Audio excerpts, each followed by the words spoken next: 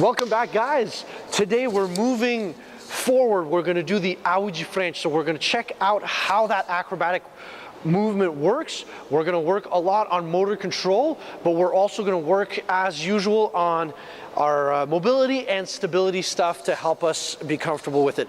As always, please make sure to watch the previous videos because these videos do feed on one another. So the video before this was a macaco, and then we had bridging and all that stuff. All of that is meant to prepare your joints for what we're going to do today. So I'm going to start with Chigri here. He's going to start very small on the ground. He's going to start on all fours, and very similar to what we did with the macaco, I'm going to get him to roll this time forward. So he's not rolling backwards, he's rolling forwards. He's tucking in his head, reaching with his arm, and just bringing the hips above the shoulders. The same as the macaco, but it's reverse. We're going forward this time. This is important to do. It's important to get comfortable with because aside from putting the hands on the ground, this teaches your body to throw the hips. It gives you the feeling, the motor control sensation of what it's going to be like with your hips above your shoulders when you're going to be upside down. Right now, we're eliminating the legs being extended and we're eliminating the arms, and we're just focusing on the torso so that your body gets a good sensation of that. Now, this next one here, you don't have to master it the way that Chigri's going to master it, but working the stability and control of this next movement is going to be paramount for when you're going to land. It's all about extending at the thoracic spine and especially at the legs. Key here is to squeeze very hard your glutes to stabilize your pelvic bone into that position and to maintain balance on the tip of your toes or the ball of your feet. So we're going to call this the knee dominant squat. So we're squatting down, however we're on the balls of our feet and we're putting all the weight forward as Chigri is doing and trying to reach as low as we can. When you first start this, you might not be super comfortable, you might lose balance and you're not necessarily going to go very low, but that's okay. Just try and get that balance and hold it for a few seconds. Start with 5 seconds, progress to perhaps 30, and here we can start with something like 2 to 5 reps and go up to maybe 10 or 15. To really tell the muscles how to stabilize, keep the hips in extension, and flex the knees, because this is how we're going to land. More so how we're going to land, I'm going to get Chigri to do a very similar movement here, a knee dominant squat, but he's going to place himself in a split position. So notice that it's almost a lunge, but the way that he's going to lunge is going to be very, very different.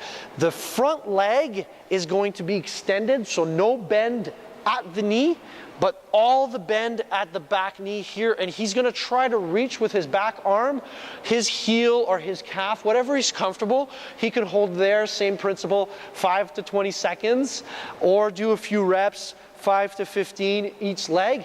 And this is going to be very similar, reminiscent of how we are going to land. So if we can work the strength and the mobility of our quadricep muscles to elongate our quadricep muscles as we're eccentrically deloading or landing on the ground, this is going to help us make a safer or better landing, because we're going to have more reach in that range of motion with our hip putting our foot down on the ground. So this is all going to make sense once we're going to put things together. Now what we're going to do is we are going to jump right away into an attempt of the E11 Frente. So here, if you're not ready for this, please do not attempt. Or if you want to try, make sure again that you've done not just these mobility, stability drills, but also the previous ones from the previous videos that you might have saw.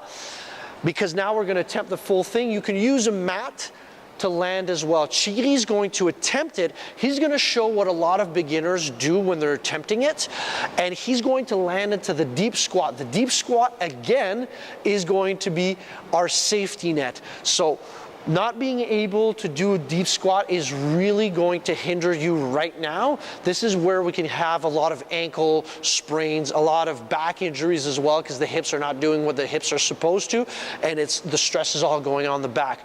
Because we're not just stabilizing into a deep squat, we're landing into a deep squat. So all of that pressure, that kinetic energy, is going to hit hard on those ankles, those knees, and hips or lower back. So let's see how we do things here. Chigri is going to attempt throwing his hips above his body, and then he lands either in a squat or on his bum if we lose balance, but it's a safe landing. He's able to absorb it because he's able to own that position. There we go, perfect. So for this, we have to absolutely make sure that you have enough thoracic mobility, shoulder mobility as well, and very much so scapular stability, because you're putting a lot of weight on your upper back, at your shoulders, and it's very dynamic. So please be safe as you're practicing this. The more and more you practice this with the safeguard of a deep squat, the more and more you'll be comfortable to integrate the knee dominant squat finisher that we just practiced before. And Chigri is going to demonstrate here, trying to do a full Aoji French.